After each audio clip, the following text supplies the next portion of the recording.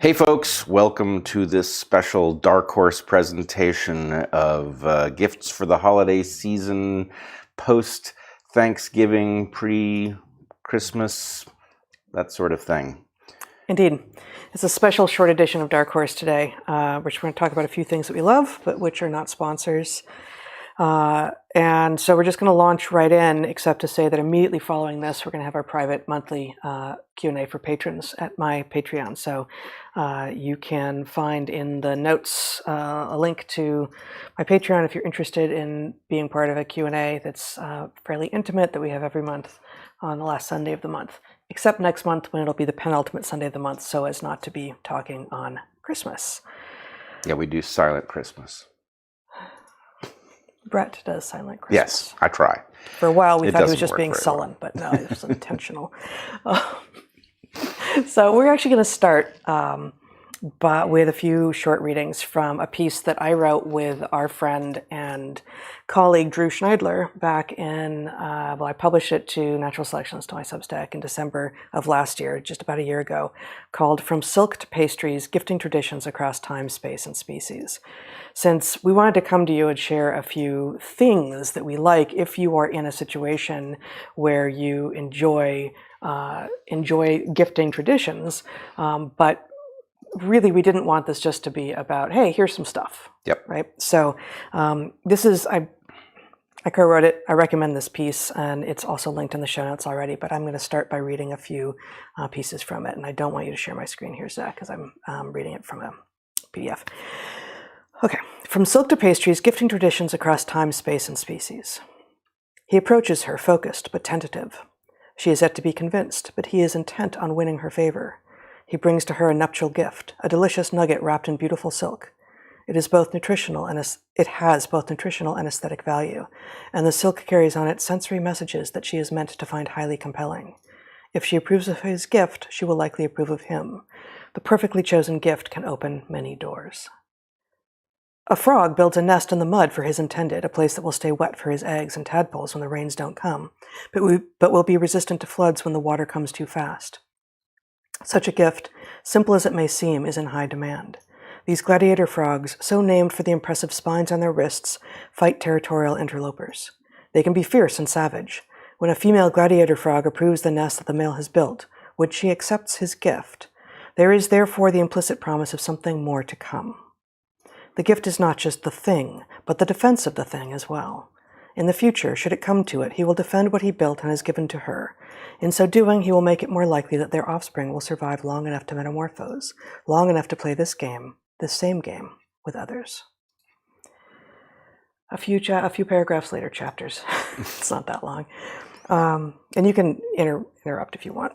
A few paragraphs later, we talk about some people rather than frogs and spiders. Among the Kongsan, a hunter-gatherer people of Africa's Kalahari Desert, material possessions are few. The small bands of 10 to 30 people frequently move camp, taking with them everything they own.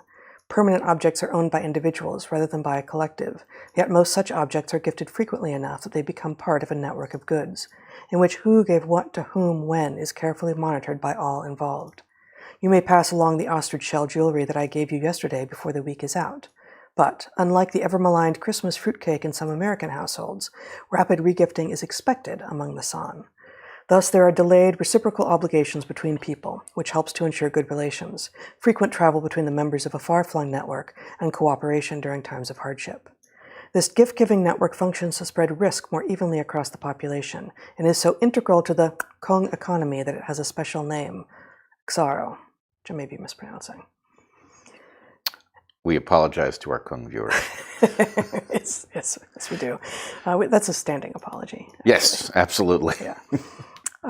And finally, from near the end of the essay, after we've talked a bit about gifting among various types of people, including weird moderns, historically the value of a gift was easier to evaluate. The sources of wealth were fewer and easier to track. The acquisition of material was harder to outsource, as was time spent. Time being zero-sum, there are only so many hours in a day. Any time spent by a giver creating or procuring a gift was therefore in direct competition with the business of daily survival. A gift, therefore, was a sacrifice at some level. All told, it was fairly easy to evaluate the value of a gift relative to the wealth of the individual, the rarity of the material compared to the local environment, and the amount of time invested. Today's landscape is more ambiguous. Wealth and its indicators are myriad and often difficult to evaluate or track. Gifting is weakened by the ubiquity of mass-produced indicators of wealth, and time is easily outsourced to the less powerful. All of this has allowed markets to provide material goods with the trappings of high value, but at low actual cost to the gift giver. We are biased, all of us, conscious or not, towards finding the most bang for our buck, towards giving something that is of higher value than what we ourselves had to spend for it. But because the recipients of our gifts live in the very same world, with the same ever-present marketplace, they have access to the same sales and discounts as we do. And so an arms race begins, in which quantity replaces quality. The demand for greater volumes of material goes up as the value of the material goes down, and the global nature of these mass consumer goods facilitates the transfer of resources from impoverished nations to wealthy ones. All of this makes more remote our ability to honestly evaluate a gift, and decouples gifting from anything of true value or sacrifice. We are thus undermining an ancient source of bonding and social cohesion. Was that the last piece you're going to share? Mm-hmm. That is brilliant, and I don't know how it is that I have not read this piece. Well, thank Somehow you. I missed it. Drew but and I anyway, worked on it a fair bit. That's amazing. And your point about the meaning that is inherently built into gifts because you can know how rare the material is and how long it would have taken to produce it, and something of the history of its being transferred and things like this, and that our modern world just drives our ability to assess these things to noise. I mean, right. It's an amazing point. Thank you. And the few things that we want to talk about today are mostly, maybe entirely, ultimately, with the exception of our book, which we're going to mention here. The products, our book was the product of small local producers because we wrote it, but it's obviously published by a major international publisher. But all of the rest, I think, here are, we focused on things that are made by individuals who exist, who are localized in space and time. And we have always had a bias towards the local wherever we are. And that means that when we travel, we buy things from local artisans. And when we move to a new place, we seek out local producers of food and of craft and of other things that we might find useful or beautiful to have in our lives. And so we have a couple of local to us now things to recommend, and at least one local to us in Portland.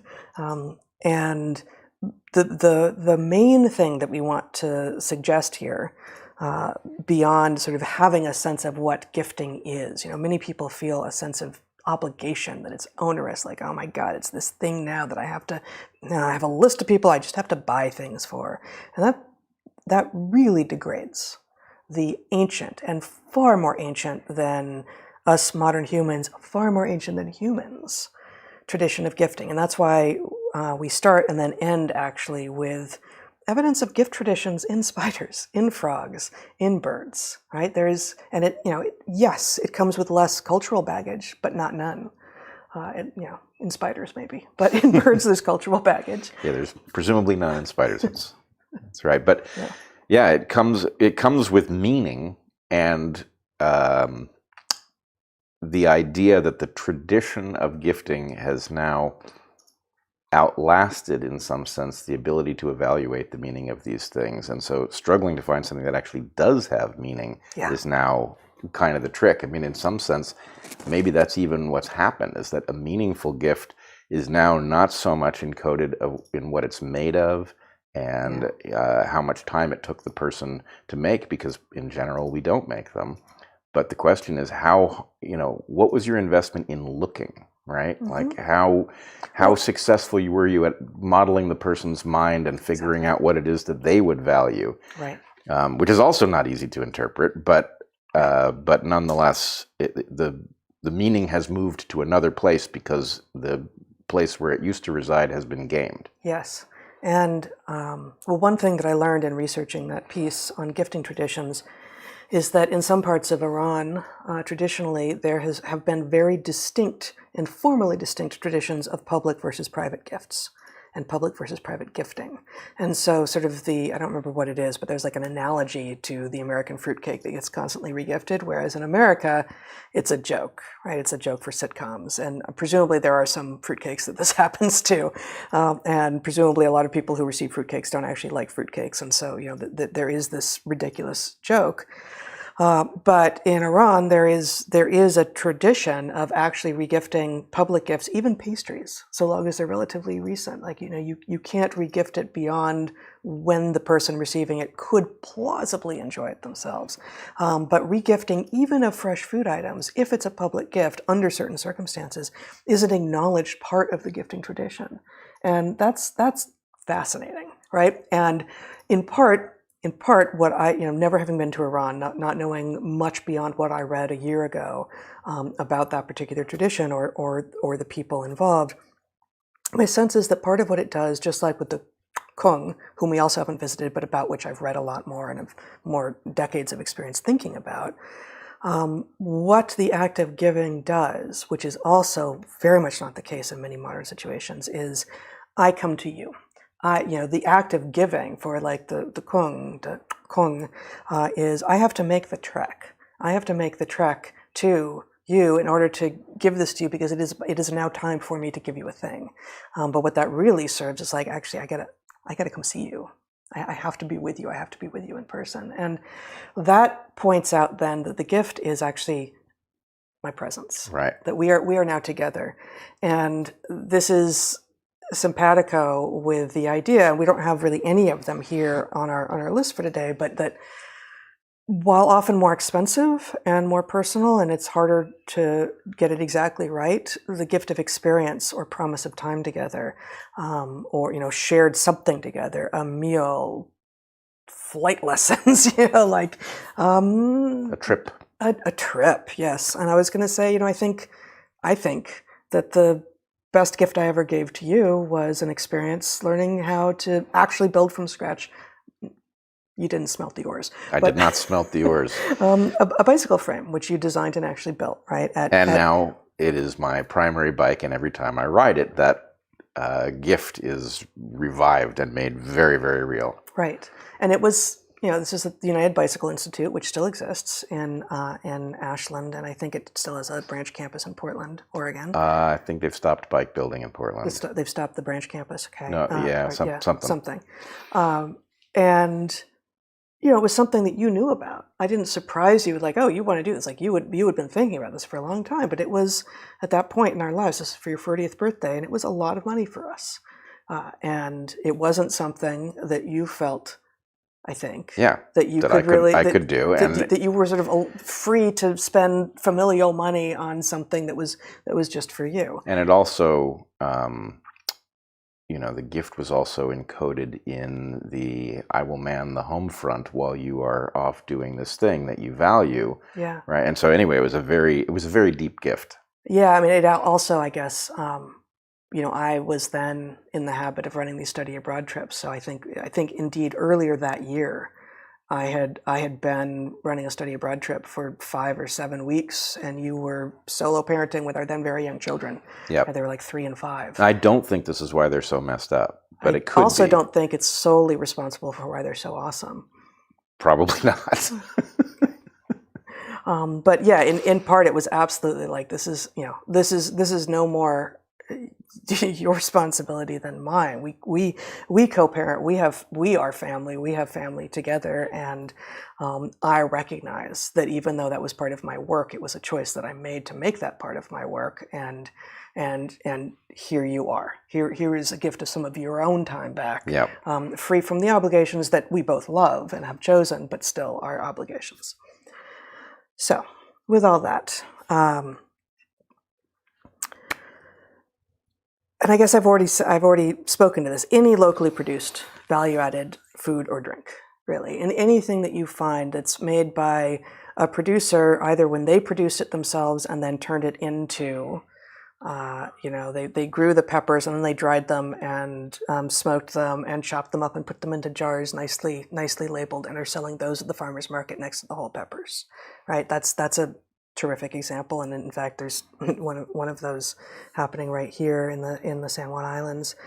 And at the moment, and there will be many such things, and you will be very likely to find the smaller producers precisely there at farmers markets and at co-ops, especially at farmers markets. And most farmers markets will have a holiday. A holiday, I want to say episode, that's not right, edition, something, moment. Right. Moment when they come back, yeah. I don't know what, anyway, event. Sure. All right. I'm particularly fond at the moment of shrubs, which are fruit-infused drinking vinegars, and you can just add them to a bit of sparkling water to make a delightful, sharp, tangy, fruity refreshment, or use as a mixer in a cocktail.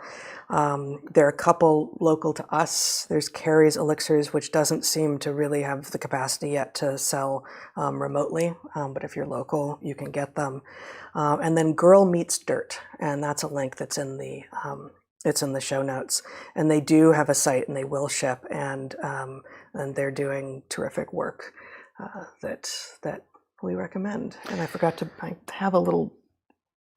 I have some things right next to me, and I forgot to bring one of those. I'm so glad that vinegar has come into its own. It's such an underrated ingredient, highly variable, highly useful in adjusting foods. Oh yeah, highly so useful many things you taste. You're like, okay, that wants a touch of salt, that wants a touch of acid, right. Brightness, something. And right. Lemon juice, vinegar. The key to a good marinade is way more vinegar than you think you want, because it doesn't reside there. So anyway, it is good stuff. And the idea that it has come into its own with respect to... So this is not Girl Meets Dirt. This is Carrie's Elixirs, which is hard to see on the camera, of course.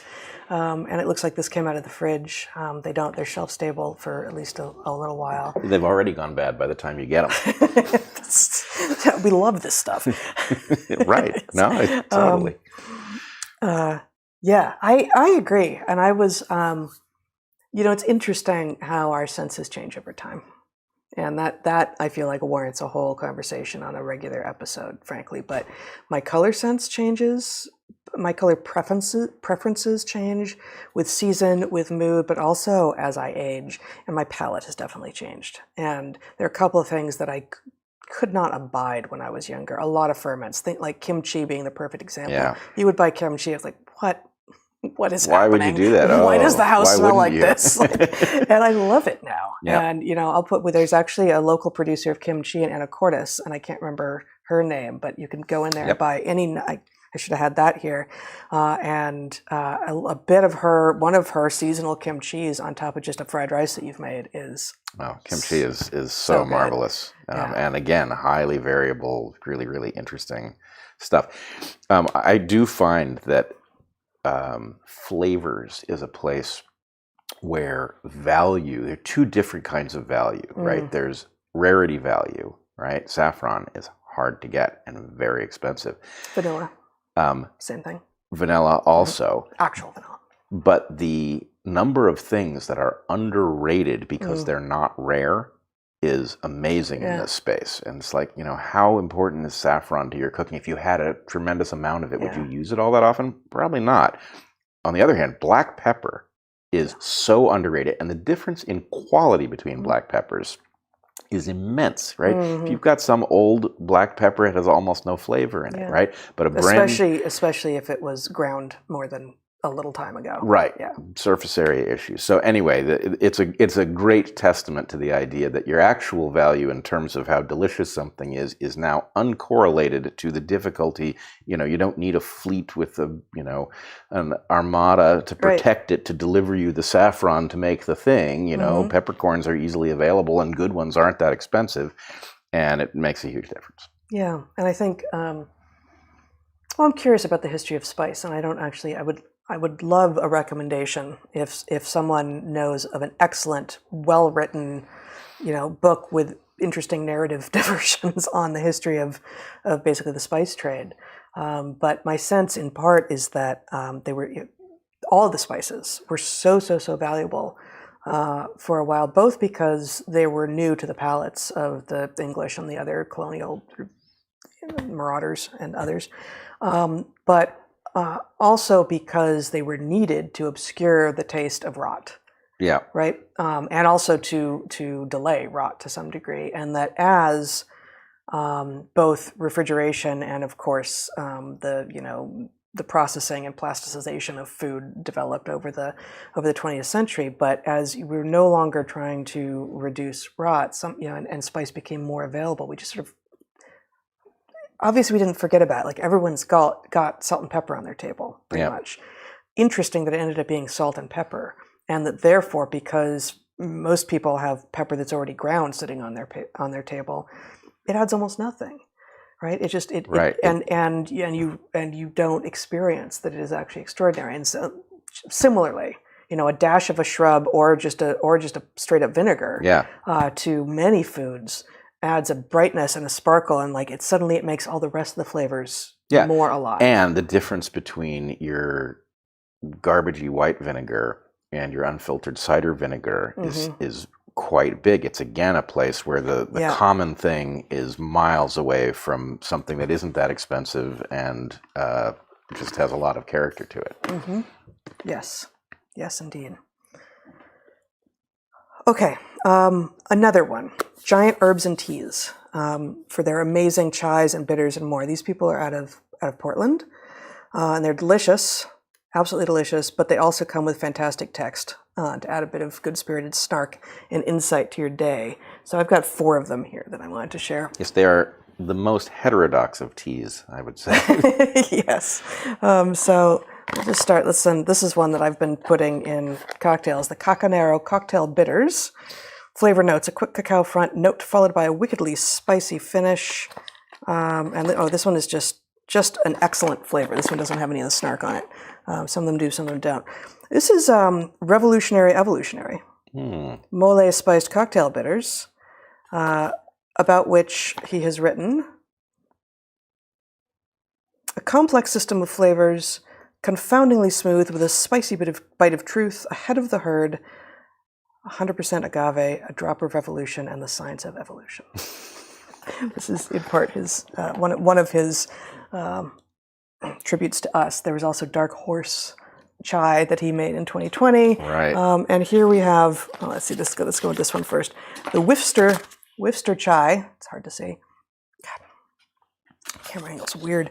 A galangala lemongrass and ginger chai. If at first you don't get antibodies, try and try again. A little bit doesn't go a long way. In fact, you will need more before 3 months are up. And then on the back it says, that's great for us, but not so great for your tax dollars. This chai does not stop contraction, transmission, or sterilize anything. We actually don't know what the long-term effects of drinking chai are, but if adults can drink it, we think kids should have it too. If our pals at the FDA come through for us, we could have said secret ingredients from 2021 to 2076. Highly recommended. That is some quality snark. Oh man, what that is. He's an herbalist who really puts together outstanding things. And again, this is a guy out of Portland, and the text that you get. He's an herbalist, but the text is downright carnivorous. Indeed. So this is Satire on Fire chai. We like to poke fun at things going on because if we can't laugh, we are reduced by half. It's better than crying when things are so trying. Enjoy a cup of fiery chai. It will help your day fly by. I went with one that wasn't so snarky, just to show that there's a little bit of poetry on most of these, or prose. Yep. Fantastic. Think of how clever your friends will think if you get them this tea. Yeah, indeed. Okay, next one. Yes. Anything to add? No. Nope. Okay. Where are we at? We're about half an hour in. Okay, we're doing okay. The next one is different. It's not a thing, but a set of things to read. It's the Slow Down Farmstead Substack, written by my friend Tara Couture, who writes with bracing honesty in beautiful prose about, and these are her words from the about page of Slow Down Farmstead, quote, ancestral nutrition, morals, values, sovereignty, and autonomy, family, cultivating a life based on the lessons I am told when my fingers are in the earth, my eyes to the sky, and my heart pressed against a tree. Everything on Slow Down Farmstead is beautiful, and much of it is heart-wrenching. among other true things about Tara and her husband and their life at the moment is that they are, so they live in rural Ontario on a piece of land that they have built into a producer of, this year, everything they will be eating. And in a Canadian winter, that's a challenge. So they raise and slaughter and butcher and prepare cows and chickens and more and make nutrient-dense deliciousness. And she shares much of the process and many of the recipes and such on her site. Tara and her husband are also the mother of 3 daughters, one of whom just had her first baby, their first grandbaby, and one of whose life ended in May of 2021, which Tara wrote about for Natural Selections, my Substack, in February of this year. It's called Mila's Story and is, as it should be, easily found on my Substack as the most popular post on Natural Selections. It is heartbreaking. A mother who can write with honesty about the death of her youngest child is extraordinary. And so there is ecstasy and despair and beauty and love, life and death on this site, and I highly recommend it. Yeah, that story in particular is also well worth looking at. Yeah. Maybe I should add just that to. Well, you can just go to my Substack and find it right at the top. It's right there. Okay. Change of pace here. Possets perfumes. Did I forget those two? Okay, I don't have anything here. Are unique, handmade, oil-based indie perfumes, and they're lovely. They have a Samples of the Month Club, which gives you access to many of their delightful scents. They come from the middle of the country somewhere. I'm forgetting where. I want to say Indiana or Kentucky. I'm probably wrong about that. But they've got, here, actually you can show my screen here. I'm on their site here. Not only do they have a number of remarkable scents, and they also have all natural scents and a Sample of the Month subscription, but they put the most amazing art with each of their perfumes, mostly old masters, old classics, and it really could put you in mind. You can't be driven by the scent from a website, because you have to go in and read what the dominant notes are, what the ingredients are, and even so, unless you're very experienced in thinking about perfumery, you're not going to get there. You need Luca Turin to translate. You need Luca Turin and his amazing perfume guide to help translate. But from here, we'll get to more. Oh, there aren't that many on that page. But the arts, the art associated with them is, okay, you can take off my screen now because I'm not finding anything interesting, is a beautiful indicator of sort of the diversity of the scents that they offer. And it's also, in some sense, if we go back to the initial discussion, it's sort of a measure of how thoughtful their process is in producing this. Yeah. Right? And that, I guess there are a lot of little proxies that we don't know we're processing, but in this case, the point is, yes, it's a scent, but it was very well thought out at the level of its presentation as well. Mm-hmm. And anyway, that's really cool. No, that's absolutely true. And they come in these little, they're not very expensive. And they come in these little blue bottles to protect them from, the blue is to protect them from getting degraded by sunlight, presumably, with labels which have little tiny, like, thumbnails of the art that they have representing that scent on their site. And the samples are remarkable. You can get a whole lot of them. And if you are sensorially inclined, and if hopefully you still have your sense of smell after COVID, you can be transported to a lot of different places by just taking a whiff of one and then a totally different one. Like, oh, those put me in a completely different mood, actually. All right. I don't have that many more, actually. The next one is Faro Life. So Faro Life was actually a sponsor of ours, but they're a very small operation, and they couldn't continue, not because they don't like us anymore, or because we don't like their products, because they do and we do. but I wanted to make specific mention of them here. This is skincare products. It's a very small line. I do have them here. We got skin food for the body, beautiful glass jars, and what they're calling face food for the face. And their main ingredient is lard. And it's not just any lard, it's what they're calling smart lard. Made from pigs raised humanely outside using regenerative farming practices. And there's no water in these products. They're incredibly dense, and it may sound like that's not what you want to be putting on your body, but actually it's remarkable.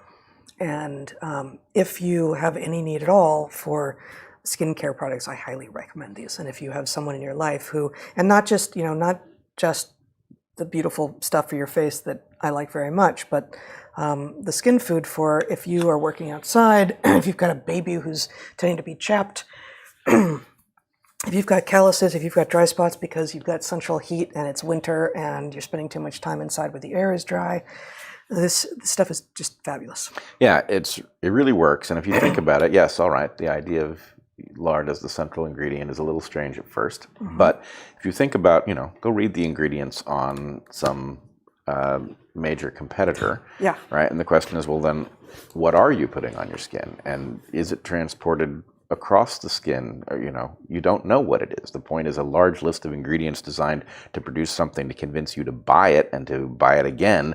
Yes. Is not necessarily what you want from the point of view of your well-being. What you want is a very simple, natural product in which there's no place for something to hide.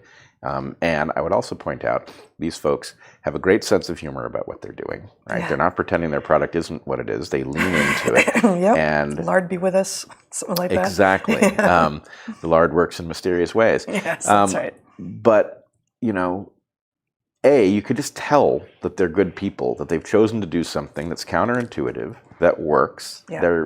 They have a good time with it. Yeah.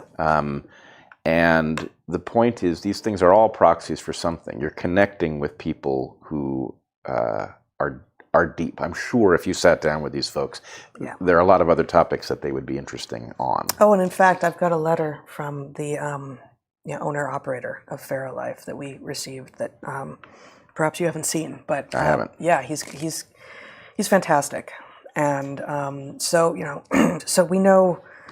Many of these people, we actually do have an actual connection with the Giant Herbs and Teas guy and with Slow Down Farmstead, and I've interacted with the wonderful people at Possets Perfumes as well. And the Fairlife guy is a DarkHorse fan who makes these remarkable products because he cares deeply about human health and also regenerative farming and also the ecology of the places where he wants to spend time. And frankly, I'm all in, right? Right. Yeah. All right. I think the next thing we want to talk about is that fantastic creature over there. Yes. All right. So I will first show you. This was a gift to us from a good friend, Ryan Bennett, who there are a number of things about this story. So this is an orrery. I'm hoping I'm pronouncing it correctly. Orrery is a description of an object in which the things in the solar system parade around when you activate it. Is an orrery explicitly to scale? Well, it obviously can't be to scale in one regard because it would, the distances between the objects can't be right. Yeah. But I believe it is accurate with respect to the size of the objects themselves. But is that inherent to an orrery, as far as you know? I'm not certain. Okay. But in any case, so let's just say that this object, and actually, would you want to show the video? Here is a slightly more elaborate version. These are handcrafted by Ryan's dad, who's been doing this for decades. Ryan is our friend. Yes, Ryan is our good friend. Ryan is also, I will just point out, a remarkable person in his own right. I believe I became aware of him. He showed up in my Patreon group, and he was a little quiet at first, but as he started to say more. It was clear that this guy just had an incredibly sharp mind. He is a coder, self-taught, and he is, I would argue, the backup plan if Elon Musk fails to save the world with free speech. Yeah, you want so let me just say, these objects made by Ryan's dad are the real deal. They are handcrafted of fine materials. You should be careful, though. They're not cheap. Many people will look at this site and know immediately they can't afford such an object.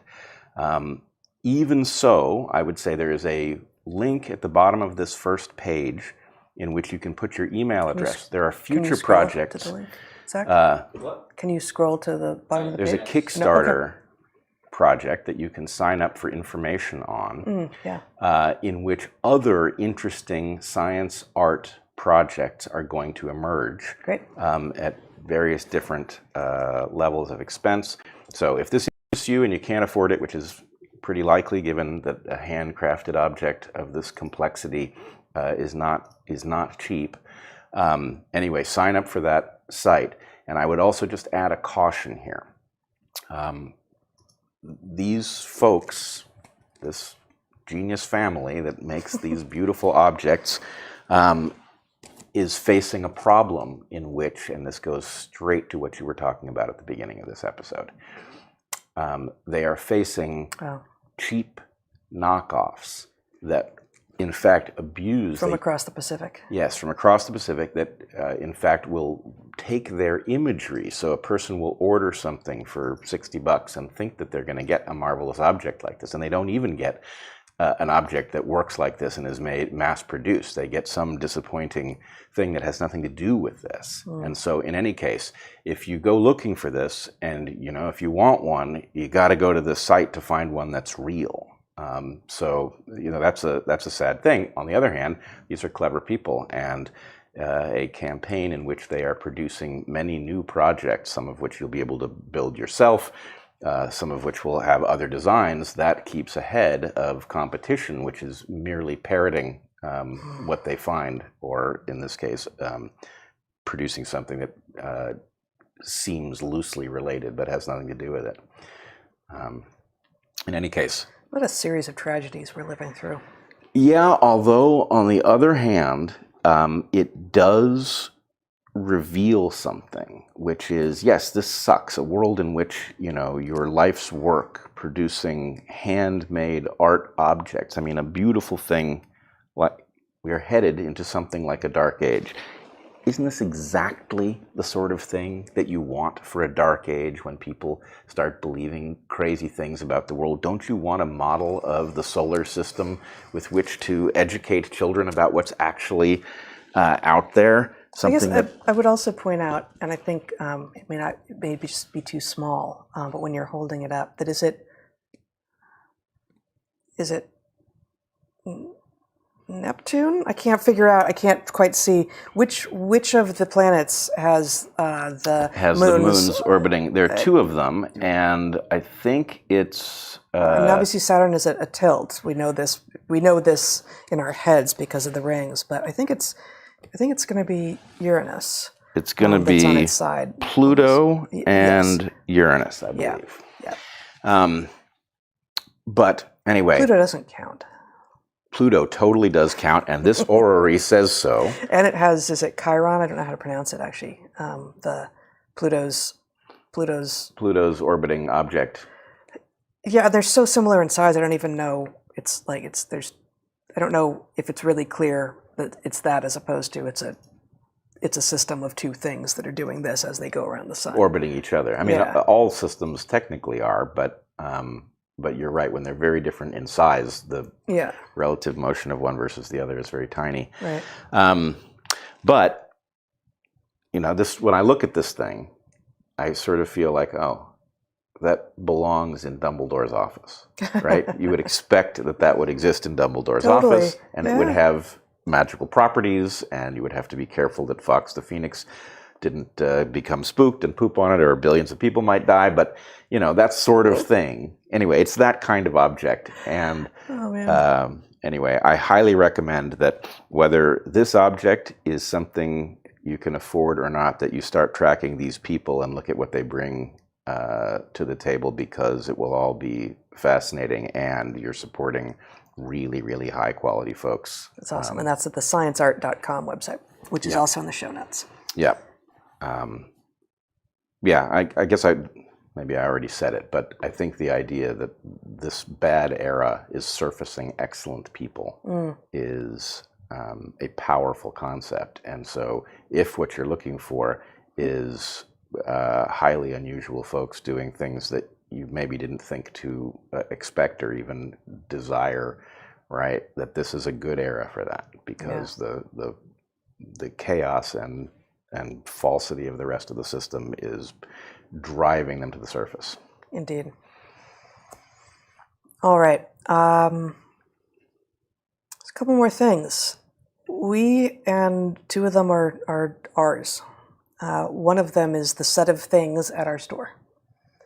And Zach has pulled up a few items, but basically at the DarkHorse store, you can. Okay, so we got Welcome to Complex Systems, which is meta in more ways than one. A variety of different products they're on, so that's cool. Okay, so and that's a jacket. Looks like we have Epic Tabby, one of my favorites, which also shows up on a tote. And our Epic Tabby is hiding under the bed at the moment, not being very epic. No, but it's not his most epic move. No, it really. He and his friend Tesla are both hiding under the bed. Oh, that's a nice bag. I haven't seen that bag before. So that it's YouTube community guidelines, because you can't handle the truth. Before you go on, Zach, I will remind viewers that this store where these products are being made, the store itself and the print shop where all the printing and embroidery, depending on the product, is happening, are both owned and run by a couple, again, in the center of the United States. They're fabulous. And so, again, this is small independent producers. We work with an amazing artist.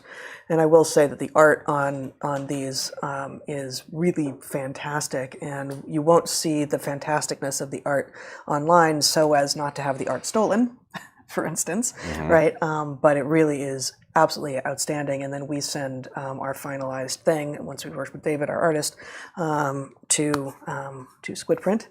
And they put the art on a variety of really high quality products. And also, if you ever have any issues, that means that you have someone that you'll be able to talk to. How are we time wise? We have 9 minutes. So we have some time because we we got 2 more. So I wanted to add something. You can move on to the next product. This is our most recent one. Yeah. Lie to a Tyrant. And then there's one more. What I wanted to point out is, I've always been troubled by the term economies of scale. I don't really understand why economies is the word that was chosen. It seems like efficiencies of scale would be the natural way to say what economies of scale means. Yeah. But I wanted to point out that what we have here is an inverse property. And I'm sure it has a name, which I don't know. But if you think about the comparison between, for example, Teespring, which is where we had our store before. Where our store was before, where we now know, having used it and interacted with people who bought things, that effectively this is a giant operation. It's not even like there's a Teespring factory. This thing takes images and it puts it on products, which it somehow farms out to some huge market of suppliers who are driven to reduce the cost and therefore cut corners on quality. Let me just say there is something interesting that we actually learned from Constance, who is one of the proprietors of Squid Print, which is that Teespring basically hires independent printers and basically like, okay, we got a job, we need 600 X. or they do it on demand. So I don't know exactly how the order comes in, but you can apply, if memory serves, to be part of the list of Teespring printers that they will call. But then you basically have to be, you have to do it if you get called. And what that means is that if you are a very high quality printer, as Squidprint is, with whom we are now working, your work just gets disappeared. Like, you probably spend more on your work and on your product because you're a high quality printer, but there's no benefit for that. Right.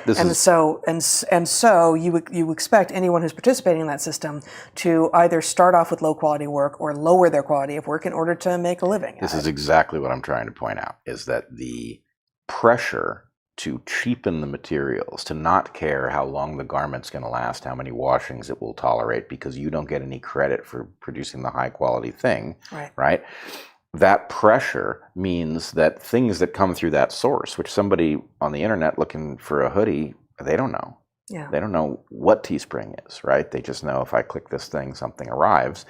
So the point is, here, in this case, what we've found are real people who take pride in their work, have the opposite incentive, because the point is the reputation of the goods actually does come back to them in terms of people wanting to order more things. Yep. So anyway, the point is, it matters a whole bunch where this stuff is coming from, which is something that we learned the hard way, in a sense, because of what Teespring turned out to be and what these people are as an alternative. Yeah, I remember, for instance, like a couple of DarkHorse mugs that we got early on that just started, they started fading, and the shirts, they started I had a shirt that didn't tolerate even one wash very well. So anyway, we didn't know that. We learned it the same way others presumably did, and I'm sure some of the stuff didn't do that, right? The point is, what shop did it come out of? And the thing to realize is that in the comparison between two suppliers that Teespring uses, the one that made the cheaper goods made the bigger profit, and the one that made the better goods made the lower profit. So that system will evolve towards junk. Totally. And the point is, what counteracts that? Well, ordering from people who actually take pride in their work, because their work has their name on it, right? And them establishing a relationship with us is the opposite process. It gives you quality stuff. It puts me in mind of there being selective pressures everywhere. Yes. Because there are. And we talk about that here, which was the next item on the list. So this, of course, is a Hunter-Gatherer's Guide to the 21st Century. It came out in September 2021, so it's over a year old at this point. Hunter-Gatherer's Guide to the 21st Century: Evolution and the Challenges of Modern Life. It is, at this point, available in several other languages as well, and is going to be produced in several more.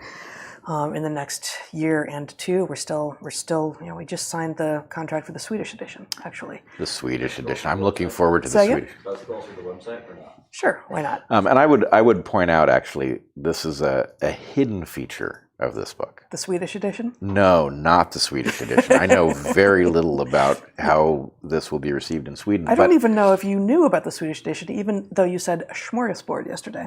Is that how you pronounce it? No, you said smorgasbord. I know, and I'm asking. You it sounded like the Swedish Chef from the Muppets. Right. Schnurda hirda. Yeah, exactly. Bark, bark, bark. But what I wanted to point out is that intuitively, when you encounter this, you might think that, despite the fact that we really oughtn't be this way, we turn out to be polarizing. And therefore, you might think that this book would be good for some folks and not good for other folks. And it turns out it's exactly the opposite. Yep. Because if you give it to people who are heterodox and think carefully, they'll love it. And if you give it to the other folks, they can burn it. Okay. Actually, no. No. Right? It turns out, and I guess in the end I'm not that surprised, but I am disappointed, that many of the people in the so-called heterodox community can't abide evolutionary thinking once it applies to human behavior.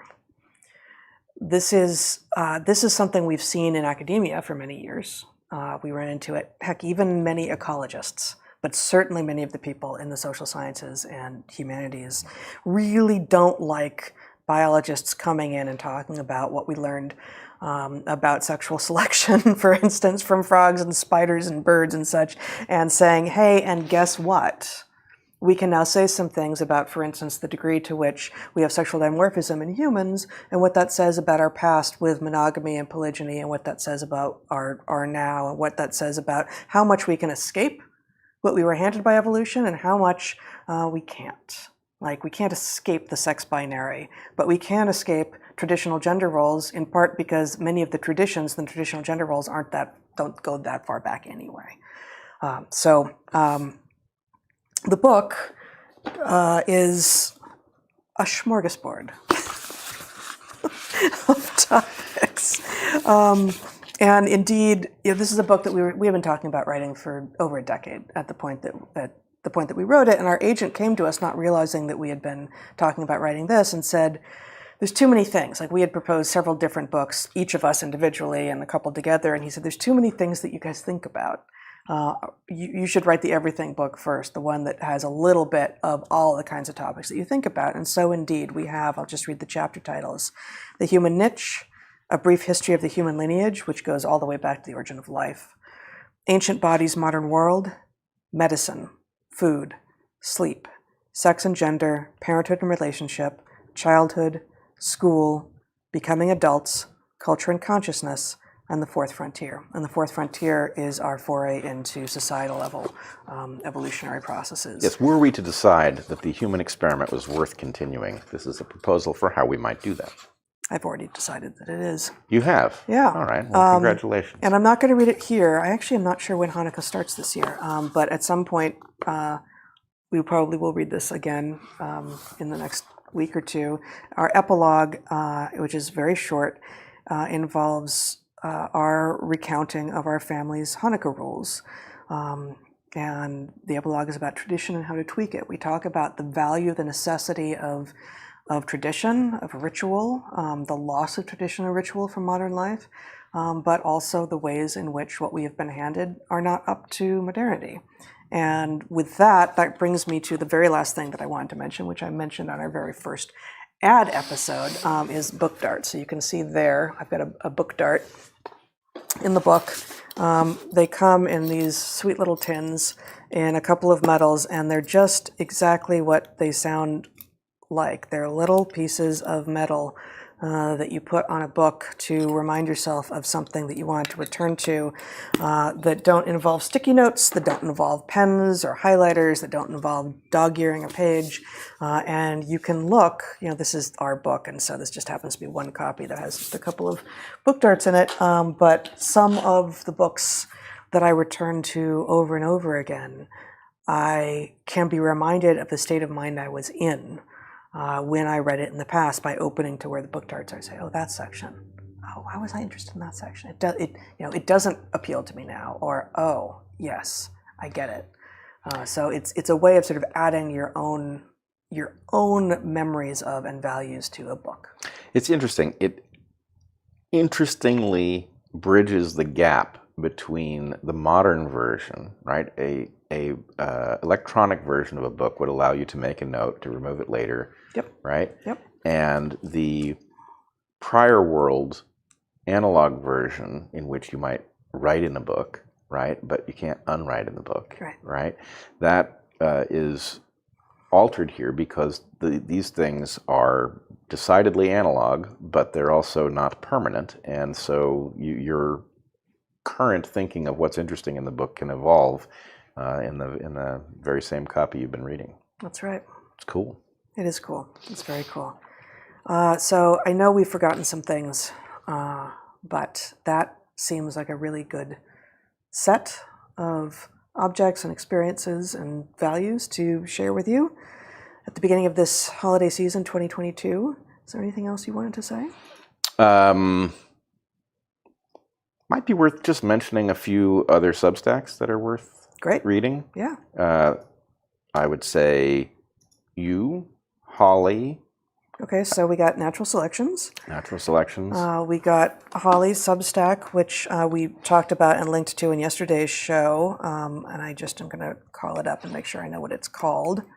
It's called Holly's Substack, and it's at hollymaphnerd.substack.com. We've got